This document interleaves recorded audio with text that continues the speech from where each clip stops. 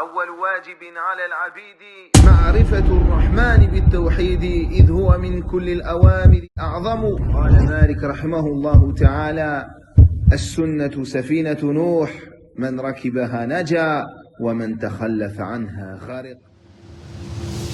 Au-dessus de l'enfer, soit adressé au-dessus de l'enfer. Et ici, Jahannamin, alors qu'à la base, pour ceux qui font de l'arabe, il est même non, mais sarf. Mais ici, yani, l'id-daroura al-shi'riyya. Tu fais que dans la poésie, il y a parfois des mukhalafa, des contradictions avec, pas des contradictions, mais yani, des autorisations, yani, des autorisations qui sont différentes de ce qu'on trouve dans la langue arabe, afin de pouvoir être sur les règles de la poésie. C'est un sujet linguistique. Ce pont physique représente cette voie incorporelle qui existe dans ce bas monde, et à laquelle la parole d'Allah Azza wa Jalla a fait référence en disant: وَأَنَّ هَذَا صِرَاطِ مُسْتَقِيمًا فَاتَّبِعُوهُ. Voici ma voie dans toute sa rectitude. Suivez-la donc. Et la parole d'Allah Tabaraka wa Ta'ala: وَإِنَّكَ لَتَهْدِي إِلَى صِرَاطٍ مُسْتَقِيمٍ. Tu guides certes vers une voie droite. La voie qu'il nous est ordonné de suivre dans ce bas monde n'est autre que la religion prônée dans le livre d'Allah et la sunna de son messager. Salawatullahi wa salamuhu alayhi. Quiconque qui cheminera avec droiture dans ce bas monde marchera droit le jour de la résurrection. La rapidité à laquelle on trouvera le pont dressé au-dessus du feu de l'enfer est d'ailleurs proportionnelle à la rapidité d'exécution des ordres religieux édictés par Allah. Le contenu de plusieurs hadiths authentiquement rapportés indique que la rapidité à laquelle les musulmans traverseront ce pont physique n'est pas égale. À ce moment-là, sera déjà séparé d'eux, al-kuffar ou al-munafiqin. Elle varie au contraire énormément parmi eux. Il en est qui le parcourront en instant d'un regard furtif, d'autres à la vitesse de l'éclair, d'autres à la vitesse du vent, d'autres à la vitesse des chevaux, de race, et d'autres à une vitesse humaine. Parmi eux, il en est un aussi qui le traverseront en marchant, d'autres à quatre pattes, et d'autres encore en rampant à plat ventre. Cette variation dépendra des manières et promptitudes différentes qu'ils avaient de suivre la religion d'Allah tabaraka wa ta'ala. Ainsi, subhanallah, demande à Allah tabaraka wa ta'ala qu'il nous fasse passer ce pont de la plus rapide des manières.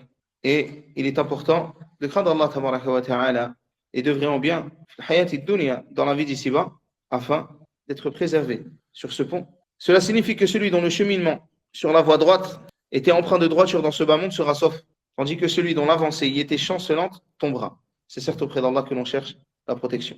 Ensuite, il faut savoir que celui qui tombe à ce moment-là et qui va en enfer, cela est par la sagesse d'Allah tabaraka wa ta'ala et sa justice. Celui qui est préservé, c'est par la miséricorde d'Allah et par sa grâce. Ainsi, il convient que l'on fasse les actes de bien afin d'être préservé de cet enfer et d'être préservé du fait de tomber de ce pont et d'être aussi gratifié de la vision d'Allah tabaraka wa ta'ala. Car si les musulmans verront Allah tabaraka wa ta'ala yawm al-qiyamah, alors ceux qui n'étaient pas sur cette religion seront au contraire eux privés de la vision d'Allah tabaraka wa ta'ala. Et il y aura pour eux par la suite un feu éternel. Et sur ce sujet-là, il y a aussi une divergence secondaire qui est: est-ce que les hypocrites verront Allah tabaraka wa ta'ala? Et certains ont dit qu'ils le verront à ce moment-là, mais ce n'est pas la même vision que le musulman. Mais c'est une vision au contraire de peur, une vision qui ne leur apporte aucun bien, une vision qui ne leur apporte aucun bien, une vision qui est un châtiment en réalité. On demande à Allah tabaraka wa ta'ala qu'il nous gratifie de cette vision. Et le shir dit: وَالنَّارُ يَصْلَاهَا الشَّقِيُّ بِحِكْمَةٍ وَكَذَا التَّقِيُّ إِلَى الْجِنَانِ سَيَدْخُلُ. Cela signifie qu'Allah a préparé pour le paradis ce qui va totalement le remplir. Le feu est prêt à châtier celui qui mérite le châtiment d'Allah Azza wa Jal, et le paradis à recevoir ceux qui méritent la récompense d'Allah tabaraka wa ta'ala. Le shir dit: cela n'est dû qu'aux œuvres que leurs habitants ont accomplies et à ce qu'Allah au préalable écrit pour et contre eux comme bonheur et malheur. Et Allah tabaraka wa ta'ala t'a écrit ton libre arbitre. Et le fait qu'Allah tabaraka wa ta'ala sache si tu vas aller en enfer ou au paradis, cela ne rentre en aucunement contradiction avec le fait qu'Allah tabaraka wa ta'ala t'a octroyé le libre arbitre. Et que c'est toi-même qui as fait les actes des gens de l'enfer. Ainsi, fais les actes des gens de bien afin de rentrer au paradis. Oh Allah, place-nous parmi ceux qui seront sauvés et inscris-nous de par ta clémence parmi les victorieux qui obtiennent le salut et sont sauvés du châtiment avilissant qui attend les mécréants et désobéissants dans le feu de l'enfer. Allahumma amin. Et c'est auprès d'Allah que l'on cherche la protection. Il dit ensuite: وَلِكُلِّ حَيٍّ عَاقِلٍ فِي قَبْرِهِ عَمَلٌ يُقَارِنُهُ هُنَاكَ وَيُسْأَلُ. Dans ce vers, l'auteur explique que l'œuvre de l'individu lui sera présentée sous forme humaine. Al-Bara ibn Azib a dit radiallahu anhu, un jour à l'occasion de l'enterrement d'un homme parmi les auxiliaires, nous sommes sortis avec le messager d'Allah, salawatullahi wa salamuhu. Lorsque nous sommes arrivés, la tombe n'était pas encore creusée. Et le messager d'Allah, salawatullahi wa salamuhu alayhi, s'est alors assis et nous nous sommes assis autour de lui. C'est comme s'il y avait des oiseaux sur nos têtes. Du fait de quoi? De leur attention aux paroles du messager d'Allah, sallallahu alayhi wa sallam. Il avait un bâton dans la main qu'il utilisa pour gratter la terre. Il leva alors la tête et dit 2 ou 3 fois: cherchez protection auprès d'Allah contre le châtiment de la tombe. Cherchez protection auprès d'Allah contre le châtiment de la tombe. Cherchez protection auprès d'Allah contre le châtiment de la tombe. Il continua et dit: lorsque le serviteur, qui à la fois est sur le point de quitter ce bas monde et de passer dans l'au-delà, descend du ciel des anges au visage immaculé, resplendissant comme le soleil. Ils emportent avec eux un linceul et du parfum provenant du paradis. Ils s'asseyent alors en laissant entre eux et le défunt la distance de l'horizon. Puis vient l'ange de la mort qui s'assoit auprès de sa tête et dit: ô belle âme, sors vers un pardon et un agrément venant d'Allah. Et le prophète sallallahu alayhi wa sallam ajouta: l'âme sort alors et s'écoule aussi aisément que la goutte coule de l'autre. L'ange de la mort la saisit, mais dès qu'il la prend, les autres anges ne la laissent pas entre ses mains. Un instant. Ils la portent à leur tour, la posent dans le linceul et la parfument, émanant alors d'elle une odeur comparable au meilleur parfum de musc qui puisse être retrouvé sur terre. Et le prophète sallallahu alayhi wa sallam continue et dit: il monte alors en l'emportant. Il ne passe en sa compagnie auprès d'aucun groupe d'anges, sans que ceux-ci ne s'enquièrent. Qui donc est cette belle âme? Ils répondent alors qu'il s'agit d'un tel fils d'un tel, en citant les plus beaux noms par lesquels on le désignait dans le monde d'ici-bas. Ils continuent ensuite de la transporter jusqu'à arriver au ciel le plus proche. Lorsqu'ils y arrivent, ils demandent à ce qu'on lui permette l'accès, et cela leur est accordé. L'accueillent alors ceux qui vont le conduire au ciel suivant, jusqu'à ce qu'il parvienne au 7e ciel. Allah tabaraka wa ta'ala dit alors: consignez le registre de mon serviteur dans Al-Illiyin et ramenez-le vers la terre, parce que c'est d'elle que je les ai créés, et c'est vers elle que je les renvoie, et c'est d'elle que je les retirerai une nouvelle fois. Le prophète sallallahu alayhi wa sallam continua et dit: son âme est donc ramenée à son corps. 2 anges viennent alors, l'asseyent et lui demandent: quel est le Seigneur que tu adores? Le Seigneur que j'adore, ou Allah, est Allah, répond-il. Quelle est ta religion? Continue-t-il. Ma religion, l'islam. Qui est cet homme qui a été envoyé vers vous? C'est quoi? C'est le messager d'Allah, salawatullahi wa salamuhu alayhi. Et d'où tiens-tu ce savoir? Lui demande-t-il enfin. J'ai lu le livre d'Allah, j'ai apporté foi en lui et j'ai attesté de sa véracité, réplique-t-il alors. C'est à ce moment qu'un proclamateur transmet du ciel: mon serviteur a dit vrai. Un héros transmet du ciel: mon serviteur a dit vrai. Déployez donc pour lui un tapis du paradis. Habillez-le de vêtements du paradis et ouvrez-lui une porte qui donne sur le paradis. Le prophète sallallahu alayhi wa sallam dit alors: lui en parviennent à partir de là la douce brise ainsi que son parfum, et sa tombe est élargie à perte de vue. C'est alors qu'un homme au beau visage, portant de beaux vêtements et agréablement parfumé, vient auprès de lui et dit: accueille la bonne nouvelle qui va te réjouir. Voici le jour qui t'avait été promis. Qui es-tu? lui demande-t-il. Ton visage est celui de la personne qui apporte le bien. Et il répond: je suis tes bonnes œuvres, lui dit-il. Suite à cela, le défunt dit: ô Seigneur, fais survenir l'heure afin que je puisse retourner auprès de ma famille et de mes biens. Le prophète sallallahu alayhi wa sallam continue en disant: quant au serviteur mécréant, lorsqu'il est sur le point de quitter ce bas monde et de passer dans l'au-delà, des anges au visage noir descendent du ciel et se dirigent vers lui avec une étoffe rêche. Ils s'asseyent alors en laissant entre eux et le défunt la distance de l'horizon. Puis vient l'ange de la mort qui s'assoit auprès de sa tête et dit: ô âme répugnante, sors vers la colère et le mécontentement d'Allah. L'âme se répand alors avec panique partout dans son corps et l'ange l'arrache, alors comme on arrache une broche à laquelle s'est agrippée de la laine trempée. L'ange de la mort la saisit, mais dès qu'il la prend, les autres anges ne la laissent pas entre ses mains un instant. Ils la portent à leur tour et la posent dans l'étoffe fraîche qu'ils ont apportée. Émane alors de cette âme une odeur aussi infecte que la plus puante pestilence de cadavres qui puisse être trouvée sur terre. Il monte alors en l'emportant. Il ne passe avec lui auprès d'aucun groupe d'anges sans que ceux-ci ne s'acquièrent. Qui est donc cette âme répugnante? Ils répondent alors que c'est un tel fils d'un tel. Et ils le nomment en citant les pires prénoms par lesquels on le désignait dans le monde ici-bas. Il continue ensuite de la transporter jusqu'à arriver au ciel le plus proche.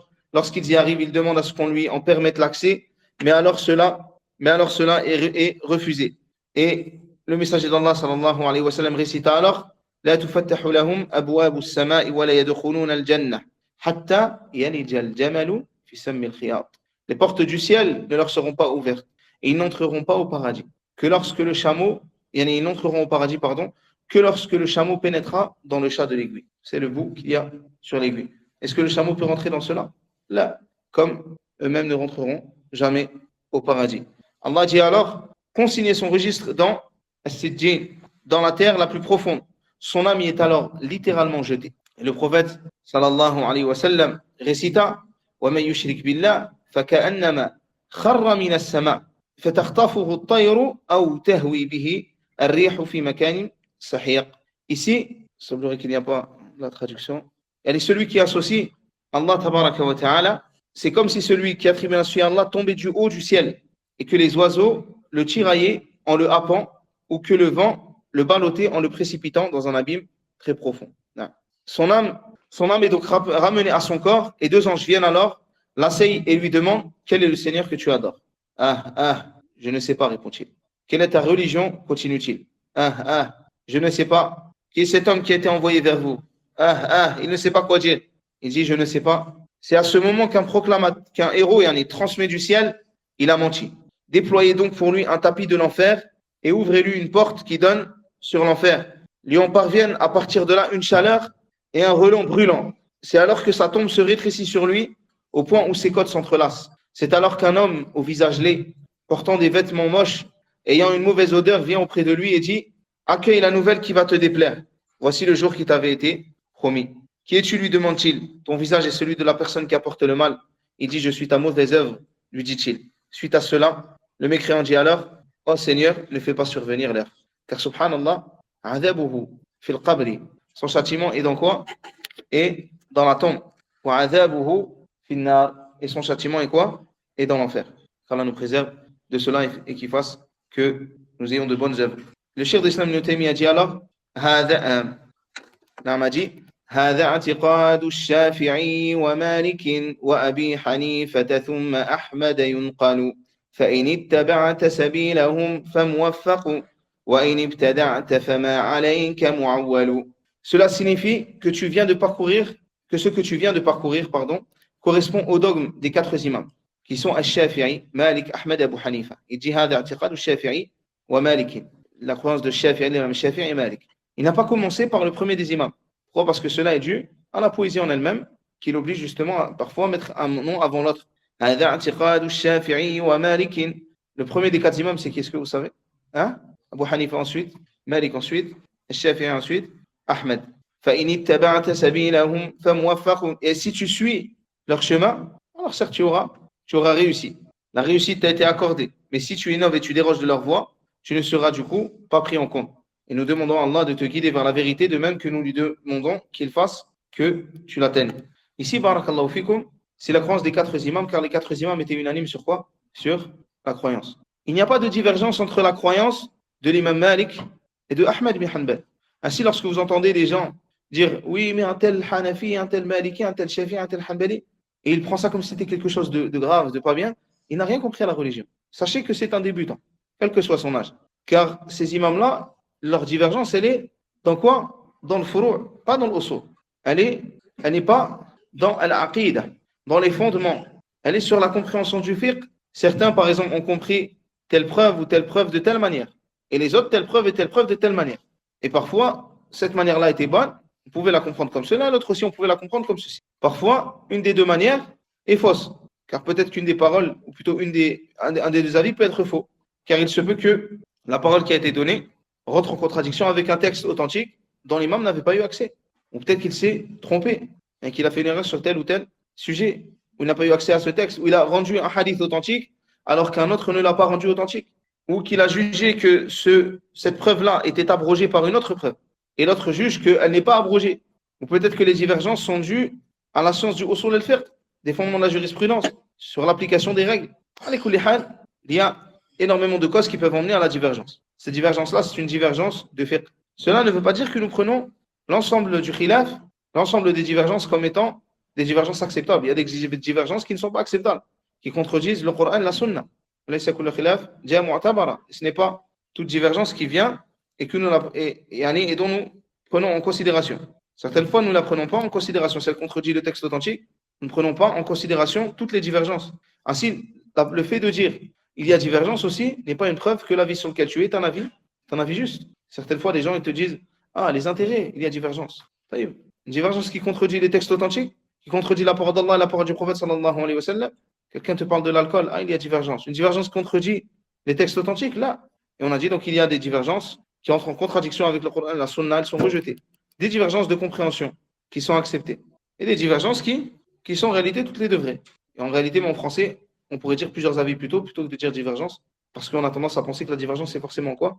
En opposition dans la traduction. Et ceci donc, cette divergence entre eux, ils sont récompensés. Celui qui a eu juste, alors, il a une récompense, et celui qui s'est trompé, alors qu'est-ce qu'il a? Il a deux récompenses. Celui qui a eu juste, il a deux récompenses, et celui qui s'est trompé, il a quand même une récompense. Puis khilaf al-aqida, contrairement à quoi? À la croyance. Ainsi, celui qui diverge au sujet de la croyance, imma al-haq, aw al-batil. Il est soit sur une vérité ou sur le faux. Et ceci n'est pas accepté. Car ces imams-là n'ont jamais divergé sur cela. Si tu vas aller voir un habitant d'Andalousie qui était maliki, qui était sur la croyance de l'imam Malik, et que tu vas voir un autre qui était dans la péninsule arabique et qui allait être par exemple sur la croyance de l'imam Ahmed, alors tu trouveras la même croyance. C'est pour cela que ceux qui étudient les livres de croyance, ils verront que ces livres se répètent, quelles que soient les époques. Pourquoi? Ils n'ont qu'à transmettre. Et c'est une chose qui est quoi?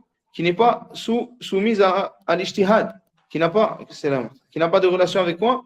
Avec l'effort d'interprétation juridique. Mais au contraire, c'est une chose qui est قال الله قال الرسول قال الصحابة هم أولو العرفان. Ce sont eux les gens de connaissance. وهذا أمر مهم. هذا أمر مهم. Et ici, بفضل تبارك وتعالى أتممنا. Nous avons donc fini ce livre-là. Et nous demandons à Allah تبارك وتعالى qu'il accepte nos œuvres et qu'il pardonne nos erreurs. Allahumma amin. Et donc, Inch'Allah, on va mettre fin au live sur les différents réseaux. Barakallahu fikum. Et seulement pour les gens d'ici, je vais laisser quelques minutes avant l'adhan. Barakallahu fikum. Subhanakallahumma wa bihamdika. Ashhadu an la ilaha illa anta astaghfiruka wa atubu ilayk. Assalamu alaikum wa rahmatullahi wa barakatuh.